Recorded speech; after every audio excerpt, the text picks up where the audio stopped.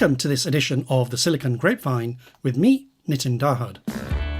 In this episode, I'll be talking to Navin Chaddha, managing partner at Mayfield, one of the semiconductor industry's top VCs based in California. In my chat, I'll be talking to Navin about his journey from being a student at IIT Delhi and Stanford in the US to becoming a top semiconductor industry VC. We'll also talk to him about his motivation for becoming a VC after 3 exits with back-to-back startups. In other things, we'll talk about what he's looking for when investing in startups, his views on the AI boom, and what it specifically he looks for when investing in AI startups. So without further ado, let's get to my chat with Navin. Hi, Navin.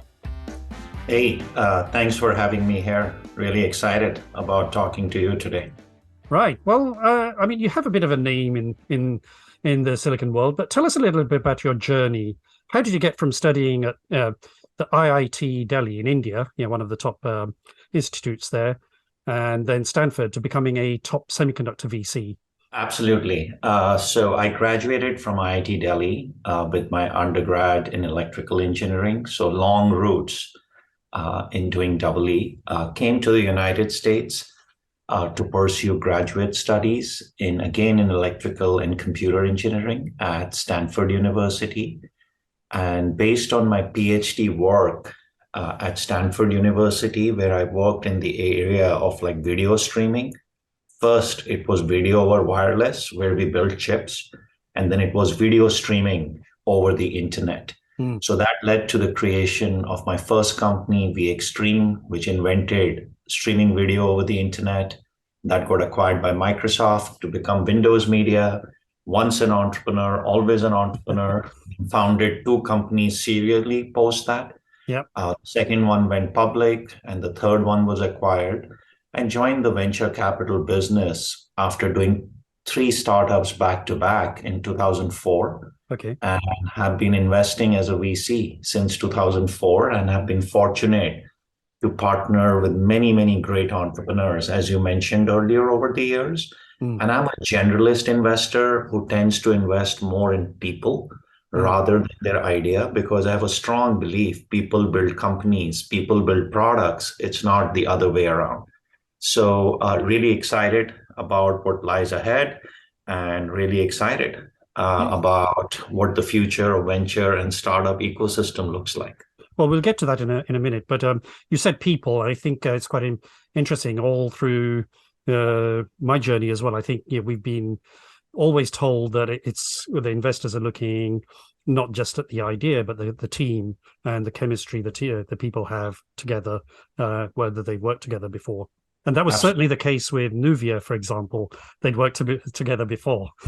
Yeah. The team worked together, but also the secret is one of the founders and I went to IIT Delhi from 1988 to 1992 and were EE students. So relationships, it's all about people, but also it's all about investing in relationships and not the transaction, which could happen 10, 20 years.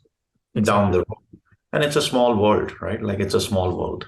Definitely. So, let's take that into motivation for becoming a VC rather than doing more startups. Is it because you thought, now I can sort of steer other people rather than me do it myself? Or what are the motivations for becoming a VC? Yeah, I think at that time, it was just an accident that happened. I joined as an entrepreneur in residence. A venture capital firm, Mobius Venture Capital, to start my 4th company. And one thing led to the other, that India became very hot as a technology market for early stage investing. And the partners at Mobius told me, hey, you should really try to be a VC and help other entrepreneurs, the journey you've had over the last 10 years as an entrepreneur. And those were the dog years of the internet. Maybe you should try this thing. And one thing led to the other. Yeah. And I became a VC and really enjoyed partnering with entrepreneurs and giving back to the world what others gave to me, because I started as an engineer myself and Yes. hadn't even worked in a professional company all throughout my life before I became a founder. So a lot of times, right, like your journeys are accidental. I was an Mm. accidental entrepreneur and I was an accidental VC, but I'm glad I took the venture capital profession because it matches more what I like with diversity, helping others, being in the background. And that's a much better role than being a CEO of a startup for me. Well, I think I can see a book coming from you, Accidental Entrepreneur to Accidental VC. That's a good idea, actually. Again, another accident, Indeed. accidental author. So you talked about the dog ears of the dot-com crash, and I think I want to touch on that a little bit because since then, the whole startup ecosystem around the world has been entrepreneurs and investors focused on software, anything as a service, and digital apps. That bothered me sometimes because then silicon and semiconductors were not getting the attention they should have. Why do you think the last 15, 20 years or so that happened? Is it because it takes too long for a silicon startup and investors don't have the confidence or the patience? Yeah, I think it's a couple of things that happens, right? Like startups, technology markets go through cycles. Mm, And as a semiconductor company, your end customer is not a consumer or a business, right? Like you have to sell your chip into somebody else's product. mm, And I think what happened post 2000, maybe starting 2003, 2004, general purpose processors became like extremely, extremely good. And there was a need for most of the semiconductor innovation around the x86 architecture, if you will. And people thought, like, hey, software is going to hit the world, and that's what happens. And you can implement everything on an x86 core. And then came the mobile era, and the architecture shifted from x86 to ARM.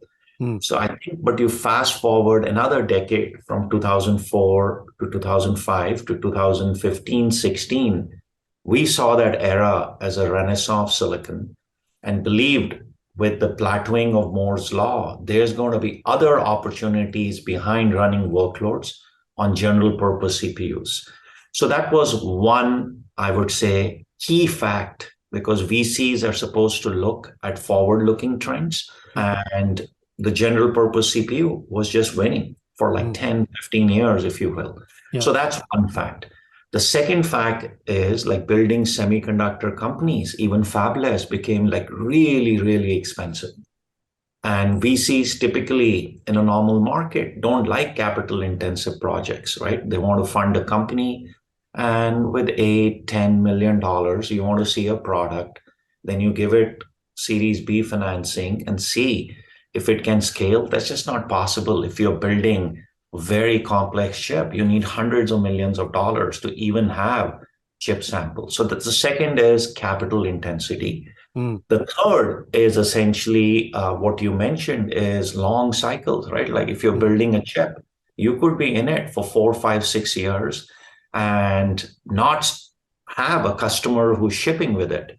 So that's the third fact. And then what happened with public markets from 2004-5 to 2017-18, only valuing software companies, cloud companies, consumer companies, the exit multiples or the price, even if it works in a silicon company, yeah, wasn't there. So I think it was a congruence of those factors, if you will. yeah, Essentially, Moore's law dominating, software eating the world, the capital intensity of semi companies, capped exits, and the time it takes, like withdrew people from investing in silicon, even in Silicon Valley, right? So I think that's what happened realistically. And as a VC, some of us have to see what's next and where the mm, world is heading. And sometimes have to be a contrarian and not follow the herd, but go where your conviction is and follow the entrepreneurs. So that's what at least Mayfield ended up doing. There was a drought, I would say, from 2007, 8. Entrepreneurs weren't doing semi companies till mm, around 2016, okay. and wasn't much to fund during that time. It's back. I mean, I've been hearing it from you and definitely others. So is that a key reason why you partnered with Silicon Catalyst to sort of look at getting more deal flow and pipeline? Yeah, I would say like the Silicon Catalyst partnership is very complementary. They are an accelerator incubator versus Mayfield with our bigger funds is used to only writing big checks. Mm, So Silicon Catalyst is a good breeding ground to essentially foster entrepreneurship, mm, where Mayfield can help them pick the deal flow, but also invest in some of those companies which they're managing. And as they graduate towards Series A or larger raises, it's a perfect spot for Mayfield to come in. So that's the benefit to Silicon Catalyst and its companies. The benefit to mm. Mayfield is A, we're able to build a broader ecosystem of startups where we won't be playing. And B, we are able to see trends that are happening in the industry before hopefully others aren't seeing it. So as a VC, you need to have an informed perspective, and it helps us do that. So it's a win-win, right? Okay. As we talked about, like it's a mutual benefit. Well, this is called the Silicon Grapevine, so we're not just going to talk about work. What do you think things make you cringe in this whole VC landscape? What are the things that make you think, oh, yeah, they're doing it all wrong, or this is really good? Yeah, both ways. Yeah, so what I would say is it's hard as a VC to say our industry is doing something wrong. Mm, Just a couple of things I would say. I think one, as a venture industry, we need to go back to our roots and mm, invest more at the inception and early stages. A lot of money over the last 5, 7 years went into follow-on financings, got it. and Yeah. not as much was going into the earlier stage ecosystem. So that's one. Mm, Second, we all know the industry got overcapitalized mm, and in investing in startups in 2012. 40 billion got invested in startups in 2021. 2020, 2021, it started approaching $400 billion. So mm, a 10x increase. But most of that money was going to mid and later stage companies, which were raising a lot more money. So that's one, I would say, the amount of capital coming in. Second, as a result, it's a supply demand thing. mm, So if the supply of companies is the same and you have 10x the capital, valuation for like private companies starts climbing up, and it's a problem because at the end you're only mm. going to trade eventually on earnings, but earlier essentially on revenue. So I Mm. think those were the three things. One, let's move to what our roots are, investing at inception and early stage. Secondly, right size the amount of money that is going into startups. And Mm. third, basically make sure the valuations are in sync with Mm. where the eventual exits will be. So I think those are the things I would bring up. It's just the industry sometimes can get carried away. Carried It's away. a Yes, supply demand imbalance, if you will. exactly. But I think it's getting rationalized and it'll get rationalized more. So let's look in the mirror. And I think I heard you say some really interesting things at a Silicon Catalyst demo day talk in Silicon Valley. Yep. And what I wanted to do is maybe just reiterate some of that. And as an entrepreneur, how would you pitch to a VC like Mayfield? Yeah. So Mayfield is a very people first organization, as I Mm, mentioned earlier. So I think the first thing when I'm pitching to a VC, whether Mayfield or anybody, I would have an elevator pitch. Try to get the message in a soundbite mm, across first in 10 seconds, and then reiterate it in 30 seconds to get the VC hooked. That is, why do you have the right to exist? So mm, start with your vision and mission. Secondly, be very clear on what the values of building a company and an institution for you look like. Third, articulate the customer problem. Why is this a pain point and a top pain point for your customer? The fourth thing, once you do that, is explain how big is this market. Once you have done those four things, the elevator pitch, the vision, mission, the values, the customer pain point, and how big is the market opportunity. Focus deeply on the team and why you are the best team to go after this market opportunity. And notice till now, I haven't said anything about technology and science. Exactly. And essentially, if the VC is interested, get into it. When I was an entrepreneur, you get so excited about technology. And remember, on the other side, they may not be technologists.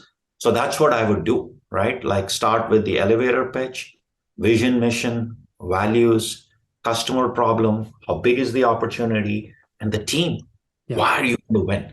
So those would be some of the things I would say I would be doing today to pitch to not only Mayfield, but other VCs. Exactly. You've said all the things which I did wrong back in August 1998 when we pitched in Sandhill Road. So good advice. What excites you most today about today's tech landscape? Everybody's getting excited about things like generative AI, but I think you're very much more granular in some of the areas that you're looking at. Yeah, so I think first and foremost, right, like this revolution is about data. Data is the new oil, and you're going to have data first companies, right? So if you get with that premise, AI and ML is the second wave, which becomes very interesting. But ML and AI, right, like basically have been around for 30, 40, 50 years. What's different this time is deep learning, assisted learning, and this whole notion of transformers, which gets you into generative AI. And we believe between data first companies and generative AI companies, a lot of the technology stack is going to get rewritten. So that's one area. The second is software has already eaten the technology landscape. Yep. So you need to come back to hardware and innovate. And that's the renaissance of silicon. Third, there is a rise on individuals, basically, who are business professionals within the enterprise. I call it the citizen developer or the citizen worker. You have to cater to their needs rather than just selling to CXOs. Cybersecurity remains a big, big problem. Yes. And the fifth area I would say is we need to get beyond the technology and IT and look at basic innovation that's happening in physics, chemistry, and biology, and look at MEMS, look at battery technology, look at autonomous, look at vision, and see as deep tech investors and deep tech entrepreneurs, what could you do there? So I think those are some of the big trends. And then lastly, I would say climate tech, how does the technology landscape make the world a better place to live and more sustainable, is advantageous for the benefit of everybody. So those are some of the 5, 6 trends beyond just AI we are very excited about. Okay. I think we're going to draw this to a close, and I'm going to ask you a couple of personal questions. So looking back on your career so far, what would be the one piece of advice you'd give to young Navin who'd just finishing studying at IIT in Stanford? Yeah, I would say take it a little easy and enjoy the journey and look at what's around you rather than being so focused on your goal. So what it's called, right? Like smell the roses, enjoy the environment. Like those would be the things, or the thing I would keep in mind is just enjoy the journey. And I think we didn't sort of discuss this before, but yeah, what do you see as your roots are from, India, and do you see any sort of emerging opportunities from places like India or the Far East where you'll be looking at investing as well? Yeah, we have been investing in India since 2006. So our belief is India, China, some of those markets is already known are some of the fastest growing economies. And our strong belief is, as a VC, you need to think global, but act local. So there will be need for companies which go after those domestic market opportunities. As an example, we invested in Tejas Networks in 2006 in India, which is the first optical networking company built in India first for the Indian telecom market, and then for all emerging markets, whether it's Africa, Latin America, South America, like all those regions, if you will. So you need indigenous technology which caters to the needs of the local markets. And in those emerging markets, you need to innovate at the bottom of the pyramid because your gross margins will be low, but you have to just figure out how to build a business with 35% gross margin, which is impossible in the United States. Okay, last question. When do you think you'll retire? I just love what I'm doing. And with longevity going up, I think I'm going to be a VC, whether part of an institution like Mayfield or, right, like be an angel investor and an advisor helping other entrepreneurs shine and achieve their dreams. Excellent answers. Thank you, Navin. It's a real pleasure to be with you here. Yes, indeed, helping entrepreneurs achieve their dreams. Thank you to Navin Chaddha for that very insightful interview. And look out for the next episode of The Silicon Grapevine. I'm Nitin Dahad, and see you next time.